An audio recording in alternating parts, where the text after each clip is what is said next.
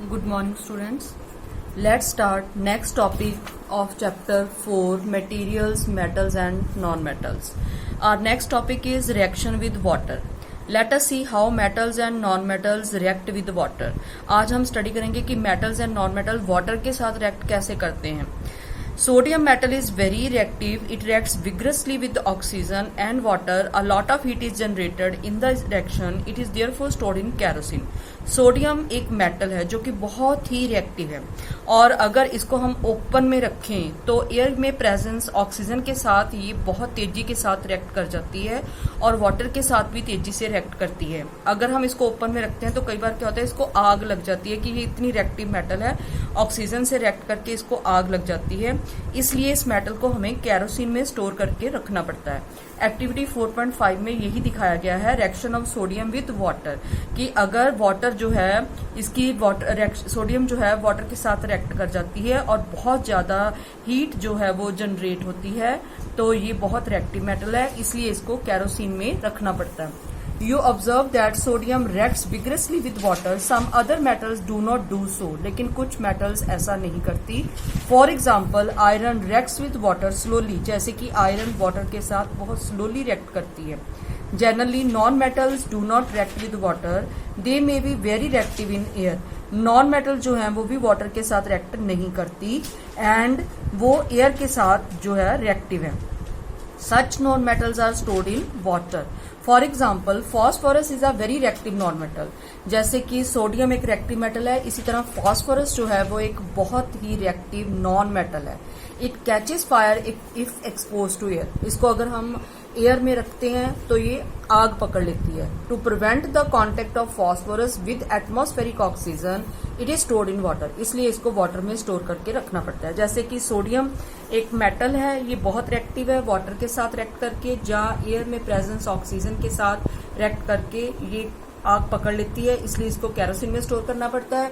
इसी तरह फास्फोरस जो है वो एक रिएक्टिव नॉन मेटल है, ये भी ओपन में अगर हम इसको रखते हैं तो ये फायर कैच कर लेती है, इसलिए इसको रोकने के लिए हम क्या करते हैं, इसको atmospheric it is stored in water. Phosphorus को हम वाटर में स्टोर करते हैं और सोडियम को हम केरोसिन में स्टोर करते हैं. और नेक्स्ट टॉपिक है reaction with basis. Reaction with basis topic start करने से पहले you must have found that non metal generally do not react with acids. Non metal जो है वो एसिड्स के साथ जनरली रिएक्ट नहीं करते, but metals react with acids and produce hydrogen gas. पर जो मेटल्स होते हैं वो क्या करते हैं, रिएक्ट करते हैं एसिड्स के साथ, और जब वो एसिड के साथ रिएक्ट करते हैं तो हाइड्रोजन गैस बनती है जिसकी कैसी आवाज होती है, पॉप साउंड होती है. You must have noticed that copper does not react with dilute hydrochloric acid even on heating, but it reacts with sulfuric acid.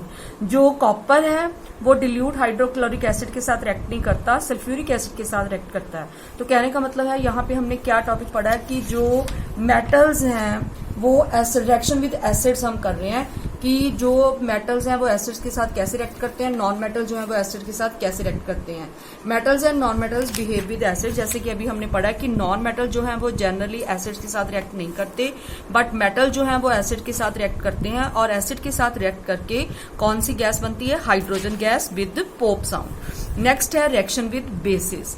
What does the pop sound indicate? As before the pop sound indicates the presence of hydrogen gas. अभी हमने बताया कि जो pope sound है वो hydrogen gas की है. Metals react with sodium hydroxide to produce hydrogen gas. इस तरह मेटल्स जो हैं वो सोडियम हाइड्रोक्साइड के साथ रिएक्ट करके हाइड्रोजन गैस बनाते हैं. Reactions of non metals with bases are complex. और जो नॉन मेटल्स की रिएक्शंस है बेसिस के साथ वो कॉम्प्लिकेटेड होती है. जैसे कि अब आ गया displacement reactions. Recall the activity of the reaction between copper sulphate and iron that you performed in class 7.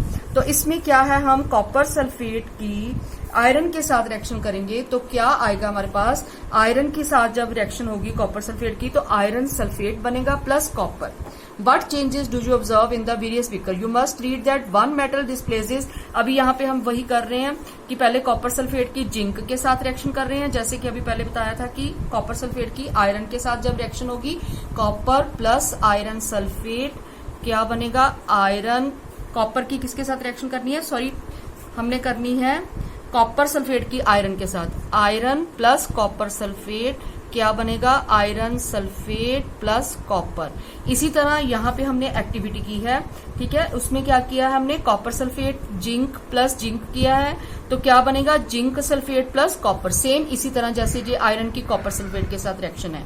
There could have been displacement of zinc by copper. इसमें क्या होता है कि जिंक की डिस्प्लेसमेंट जो है कॉपर के साथ होती है, मतलब कहने का है यहाँ पे क्या होता है कि कॉपर जो है बाहर निकल जाता है और आयरन जो है कॉपर की जगह ले लेता है, मतलब डिस्प्लेस हो जाता है, डिस्प्लेसमेंट रिएक्शन होती है इसमें। There could have been displacement of zinc by copper in beaker C. तो यहाँ पे क्या होता है, जिंक जो ये वाली रिएक्शन है इसमें क्या होता है, जिंक जो है वो डिस्प्लेसमेंट हो जाती है जिंक की बाय कॉपर, ठीक है। तो मतलब जिंक यहाँ से निकल जाता है और कॉपर आ जाता है साथ में। कॉपर इसमें क्या हो जाता है कि कॉपर सल्फेट प्लस जिंक है तो जिंक सल्फेट बन गया और कॉपर बाहर निकल गया, जैसे कि इस रिएक्शन में है। आयरन सल्फेट के साथ रिएक्ट हो गया, आयरन सल्फेट बन गया, कॉपर बाहर आ गया। तो ये डिस्प्लेसमेंट रिएक्शन है कि एक जो है वो अपनी जगह छोड़कर दूसरे की जगह ले लेता है, जैसे कि कॉपर को निकाल दिया, आयरन ने कॉपर की जगह ले ली। ये डिस्प्लेसमेंट रिएक्शन यहाँ पे होती है। इस एक्टिविटी में बताया गया कि डिस्प्लेसमेंट रिएक्शन क्या है। नेक्स्ट आ गया uses of metals and non metals. Metals and non metals के क्या यूजेस हैं। You should be able to guess why metals are used in making machinery, automobiles, aeroplanes, trains, satellites, industrial gadgets, cooking utensils, water boilers। तो ये है uses कि metals जो हैं machinery बनाने में, ऑटोमोबाइल्स, एरोप्लेन्स, ट्रेन, सब इन चीजों में इस्तेमाल होते हैं। You are also familiar with the use of some non metals. और non metals is essential for our life which are living things inhale during breathing. Non-metal used in fertilizers, non-metal used in water purification process, non-metal used in the purple colored solution which is applied on wounds as an antiseptic, non-metal used in crackers। तो जैसे कि metals हैं machinery में, automobiles में, aeroplanes के parts बनाने में, trains बनाने में, इंडस्ट्रियल गैजेट्स बनाने में, यूटेंसिल्स में यूज होते हैं। नॉन मेटल्स जो हैं वो फर्टिलाइजर्स बनाने में, वाटर प्योरिफिकेशन प्रोसेस में, पर्पल कलर की डाई बनाने में, पर्पल कलर का सोल्यूशन बनाने में जो कि जख्मों के ऊपर लगाया जाता है एज अ एंटीसेप्टिक, उसमें यूज किए जाते हैं, क्रैकर्स बनाने में यूज किए जाते हैं। तो ये है मेटल्स एंड नॉन मेटल के यूजेस। तो अभी हमने ये चैप्टर पढ़ा है मेटल्स एंड नॉन मेटल्स के बारे में कि मेटल्स जो है क्या पढ़ा है हमने मेटल्स के बारे में, एक बार रिपीट कर लें। मेटल जो है शाइनी एंड हार्ड होते हैं, नॉन मेटल जो है वो dull and not very hard होते हैं। मेटल्स मेलेबल होते हैं, मतलब उनकी शीट्स बन सकती है। नॉन मेटल जो है नॉट मेलेबल है, उनकी शीट्स नहीं बन सकती। मेटल्स डक्टाइल है, उनकी वायर्स बन सकती है। नॉन मेटल्स नॉट डक्टाइल, उनकी मेटल्स वायर्स जो है नहीं बन सकती। Metal good conductor of heat and electricity है, मेटल में से हीट एंड इलेक्ट्रिसिटी पास हो सकती है, नॉन मेटल में से हीट एंड इलेक्ट्रिसिटी पास नहीं हो सकती। मेटल सोनरस होते हैं, मतलब उनको स्ट्रक करने से आवाज प्रोड्यूस करते हैं, नॉन मेटल में से आवाज प्रोड्यूस नहीं होती है। उसके बाद हमने इसकी क्या की है, केमिकल प्रॉपर्टीज को स्टडी किया है। रिएक्शन विद ऑक्सीजन, ठीक है, ऑक्सीजन के साथ रिएक्ट करके मेटल्स क्या बनाते हैं, ऑक्साइड बनाते हैं। रिएक्शन विद वाटर किया है हमने, क्या किया है कि नॉन मेटल्स जो हैं वो वाटर के साथ रिएक्ट करते हैं और वो रिएक्टिव होते हैं। जैसे कि अभी हमने इसमें पढ़ा है कि सोडियम जो है वो बहुत ही रिएक्टिव मेटल है, ऑक्सीजन से रिएक्शन करके, वाटर से रिएक्शन करके वो बहुत ज्यादा हीट प्रोड्यूस होती है और अगर हम इसको ओपन में रखते हैं सोडियम को वो आग पकड़ लेती है, इसलिए हम इसको केरोसिन में रखते हैं। इसी तरह फास्फोरस जो एक नॉन मेटल है वो भी ऑक्सीजन की प्रेजेंस में क्या होती है, फायर कैच कर लेती है, इसलिए इसको रोकने के लिए इसको पानी में स्टोर किया जाता है। उसके बाद हमने एसिड्स के साथ रिएक्शन पढ़ी है इनकी कि जो नॉन मेटल्स होते हैं वो एसिड के साथ जनरली रिएक्ट नहीं करते और मेटल्स जो हैं जो हैं वो एसिड्स के साथ रिएक्ट करके हाइड्रोजन गैस बनाते हैं, जिसकी आवाज कैसी होती है हाइड्रोजन गैस की, पोप साउंड होती है। तो metals react with sodium hydroxide to produce hydrogen gas. उसके बाद हमने डिस्प्लेसमेंट रिएक्शन पढ़ी है कि जैसे कॉपर और फेरस आयरन सल्फेट को रिएक्ट करते हैं, आयरन और कॉपर सल्फेट को रिएक्ट करते हैं तो आयरन सल्फेट प्लस कॉपर, मतलब आयरन क्या करता है कॉपर को यहां से डिस्प्लेस करके आप कॉपर की जगह ले लेता है तो आयरन सल्फेट प्लस कॉपर बन जाता है। इसी तरह कॉपर सल्फेट की जब जिंक के साथ रिएक्शन करते हैं तो जिंक सल्फेट प्लस कॉपर बन जाता है। तो कहने का मतलब ये है कि जिंक यहाँ कॉपर की स्पेस ले लेता है, कॉपर बाहर आ जाता है, तो इस तरह से ये डिस्प्लेसमेंट रिएक्शन होती है।